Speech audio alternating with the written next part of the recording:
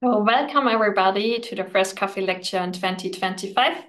My name is Bettina Etzel, and together we will have a look at the systematic research using the PICO process in PubMeD and Embase. So first of all, we will have a short look what PICO is and how we can create a research question, and then we will use this framework to make a quick search in PubMeD and Embase.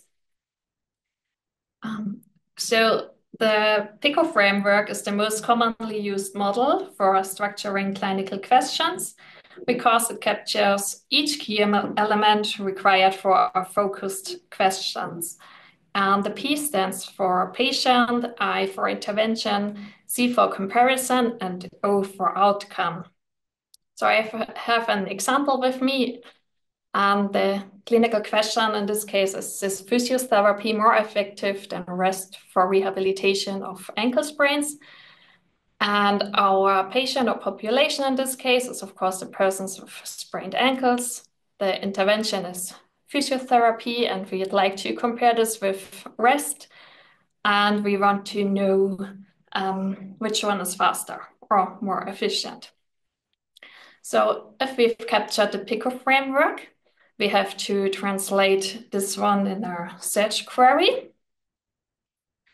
And therefore, we have to think about which words can we use for searching the databases, also which phrases. And also we have to think about how deep do you want to run your search? So do you want to have an overview or quick and dirty search only? Or do you want to be really sensitive and cover all results and studies like you do in a systematic review? Then you have to think of a lot of synonyms and be a little bit more perfect than I in this example. So I translated the ankle sprain with an asterisk at the end. So this covers sprains and sprained. And for intervention, I thought about a synonym exercise therapy, and at the comparison, it was immobilization. And outcome, you could translate with return to sport, recovery, or pain reduction. So this is always depending on what your aim is and what you would like to achieve for your results. Each of the components, P, E, C, and O, they are equal important, but it may be according to your questions that you emphasize one of them and define one component more precisely than the other ones. And for searching the databases, we're combining the P, E, C, and O with ANDs because we want to have a cut quantity and only results with all of these four elements. It's also possible that regarding your research question or clinical question that you leave out one of the elements, maybe the outcome. So in this case, you could also think about not to search for the outcome because this is very broad in this case, and you can think of a lot of synonyms. And yeah, then you will of course get more results and you'll be more sensitive. But of course, then you will have also to do more screening work. So always ask yourself, what do you want to achieve with the search? And all the synonyms we will combine with an or. In a lot of cases, the databases supports us by creating the search query. And we will go now to PubMeD to make an example with this search query. And I shortly switch to PubMeD. I hope you can see PubMeD now. If not, please give me a hint. So I'm starting with our population, that's ankle sprain. And you see PubMeD suggests you different phrases. I will search this one. And at the moment, I will ignore all the results. I will go to the advanced search. And you see here in the search history, I prepared the other components of the PICO model. So you see here now the ankle sprain, the ICO. And I always recommend, if you're doing search via PubMeD, that you check the details, because PubMeD is doing like an automatic term mapping. It suggests what do you want to search if you give in like ankle sprain. And you see here that it's translated our term in a mesh term, ankle injuries, and then it's searched for ankle and injuries, but separated, also for ankle and sprain, like separated. So it may be that ankle is in the title here and sprain somewhere in the abstract, or even that's an author's last name. Or here we have the ankle sprain, what we searched initially, over all fields and as a phrase. So you can check this one, and then you have to adapt this to your needs. So again, if you just want to do a quick and dirty search, maybe it's fine what PubMeD is doing with your search term. And if you want to be more sensitive or more specific, you maybe want to adapt the search, and therefore you, for example, you could delete the ankle injuries which were separated here. You could also think about deleting other terms. You may think about if the mesh term ankle injuries fits to your research, because maybe we will find here not just only ankle sprains, but also like ankle fractures and so on.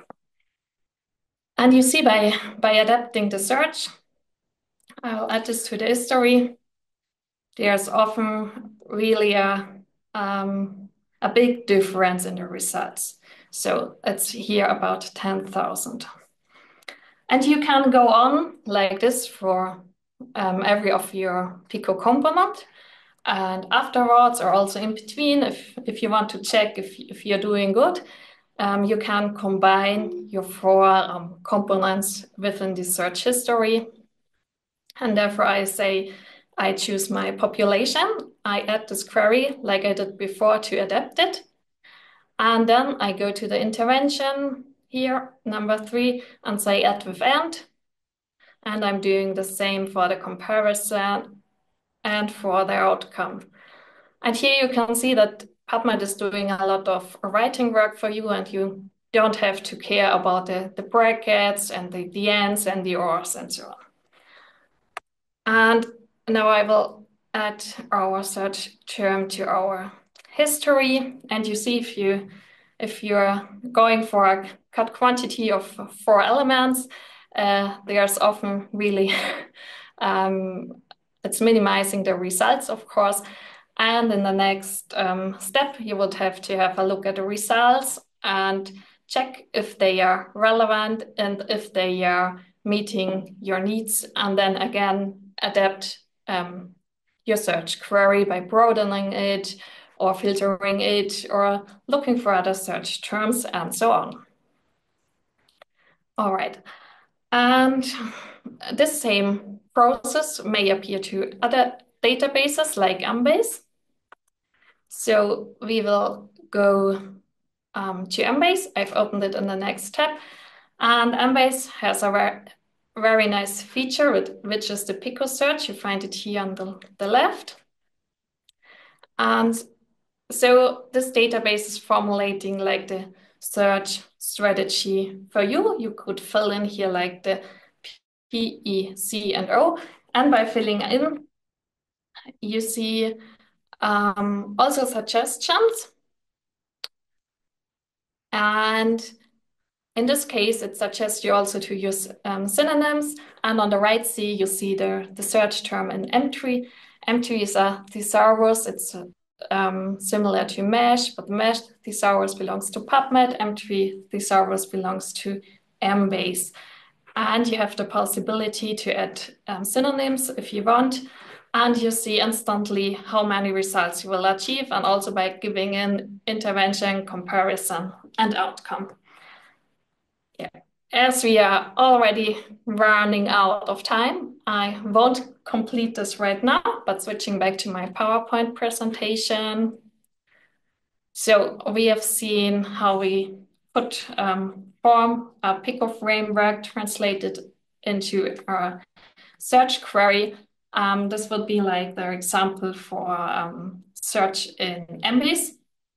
You maybe notice that I used slightly different words here. That's because the entry is also different to the medical subject headings, the mesh terms, and you always have to check if your search word is functioning with the database you're using. So you maybe slightly adapt your PubMeD search if you want to run the same search in Embase.